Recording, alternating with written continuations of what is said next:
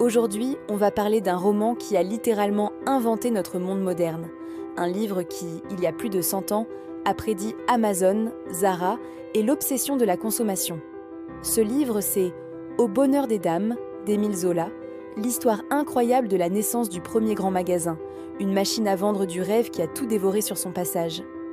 Préparez-vous à entrer dans un temple de la consommation, à la fois monstrueux et fascinant. Tout commence avec Denise Baudu. Imaginez une jeune femme fragile, débarquant de sa Normandie natale avec ses deux jeunes frères, Jean et Pépé. Ils arrivent à Paris, une ville bruyante, chaotique, presque écrasante. Denise cherche refuge chez son oncle, un petit commerçant de tissus. Mais à peine arrivée, elle découvre un spectacle qui va changer sa vie.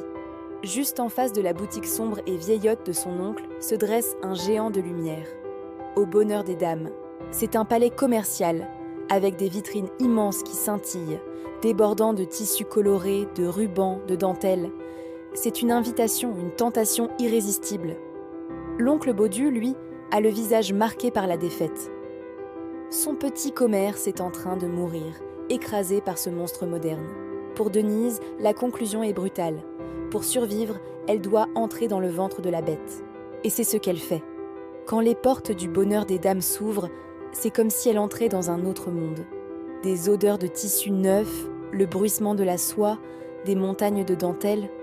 Les clientes se pressent, les yeux brillants comme hypnotisés par les couleurs, les lumières et surtout les prix cassés. Le bonheur semble à portée de main pour quelques francs. Denise est embauchée comme simple vendeuse.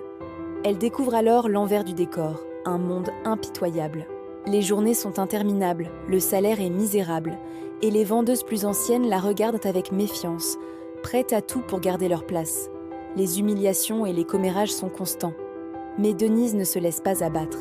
Elle observe, elle apprend. Elle comprend que le magasin ne vend pas seulement des produits. Il vend une promesse, celle d'être belle, d'être désirée, d'appartenir à un monde de luxe. Elle assiste en direct à la naissance d'une nouvelle psychologie de la vente. À la tête de cet empire, il y a un homme, un véritable génie du commerce, Octave Mouret. C'est un visionnaire, un stratège qui a compris avant tout le monde le pouvoir du désir féminin. Son ambition est sans limite. Il veut conquérir Paris, non pas par la force, mais par le plaisir d'acheter. Mouret invente des techniques qui nous semblent aujourd'hui banales, mais qui étaient révolutionnaires à l'époque. Il met en place la rotation rapide des stocks pour que les nouveautés arrivent sans cesse. Il organise des ventes à perte pour attirer les foules. Il plaçarde la ville d'affiches publicitaires colorées et crée des vitrines spectaculaires qui racontent des histoires.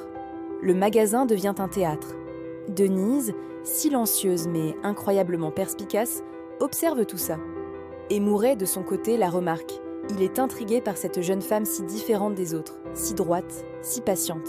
Une tension s'installe entre eux, une fascination électrique qui n'est pas encore de l'amour mais qui pourrait bien le devenir. Le magasin est une véritable arène où tous les coups sont permis. Les autres vendeuses voient en Denise une menace. Elle est trop simple, trop honnête pour ce monde de requins. Elle tente de la saboter, de la faire renvoyer. Mais sa plus grande faiblesse devient sa plus grande force. Son humilité et sa sincérité touchent les clientes. Contrairement aux autres, Denise ne cherche pas à vendre à tout prix. Elle écoute, elle conseille.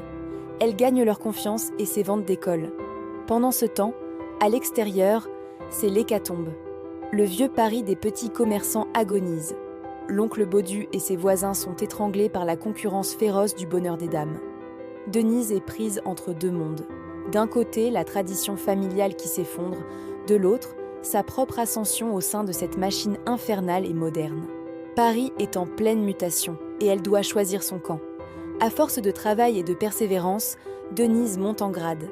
Les moqueries se transforment peu à peu en respect. Elle est promue, gagne en responsabilité. Elle a une vision unique du commerce, une vision plus humaine. Elle comprend que pour fidéliser une cliente, il faut la séduire sans la tromper, la conseiller sans abuser de sa confiance. Elle sait que ce que les femmes achètent, avant tout, c'est une émotion. Mouret, lui, est de plus en plus obsédé par elle. Il tombe amoureux, mais pas d'une femme facile à conquérir. Il est fasciné par sa résistance. Il essaie de la séduire avec sa fortune, son pouvoir, mais Denise refuse. Elle lui fait comprendre que son cœur et sa liberté ne sont pas à vendre. Elle n'est pas une marchandise de plus dans son grand magasin. Ce refus ne fait qu'attiser le désir de Mouret, qui commence à voir en elle bien plus qu'une simple employée. Le bonheur des dames, lui, continue son expansion folle. Le magasin grandit, s'agrandit, devient une véritable ville dans la ville. Les façades sont rénovées, de nouvelles galeries sont ouvertes, des ponts de verre sont construits pour relier les bâtiments. C'est une fête permanente. On y organise des expositions de blancs, des soldes de monstres, des événements qui attirent pourtant des foules immenses venues de tout Paris. Le commerce est un spectacle total. Mais ce triomphe a un prix. Le vieux monde s'écroule. Les petites boutiques du quartier ferment les unes après les autres, incapables de lutter. L'oncle Baudu est vaincu. Il a perdu sa boutique, sa femme, sa raison de vivre, noyé par un système qu'il n'a jamais pu comprendre.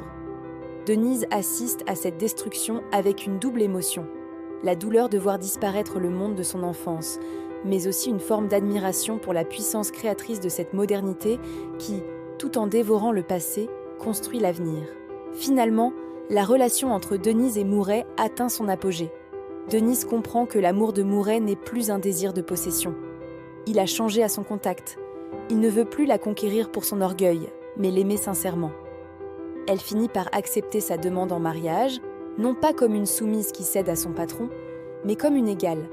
C'est la rencontre de deux forces, la sienne, une force morale et humaine, et la sienne, une force conquérante et visionnaire. Le roman se termine sur une image symbolique. Mouret offre à Denise son empire, et elle, en retour, apporte une âme à cette immense machine commerciale. Zola nous montre que l'amour, le vrai, est peut-être le seul contrepoids possible à la brutalité du capitalisme. En conclusion, Au bonheur des dames est bien plus qu'un simple roman. C'est un miroir tendu vers notre propre époque. Zola a disséqué avec une lucidité incroyable les mécanismes du désir, de la publicité, de la mode et la manière dont le commerce a transformé nos vies et nos villes.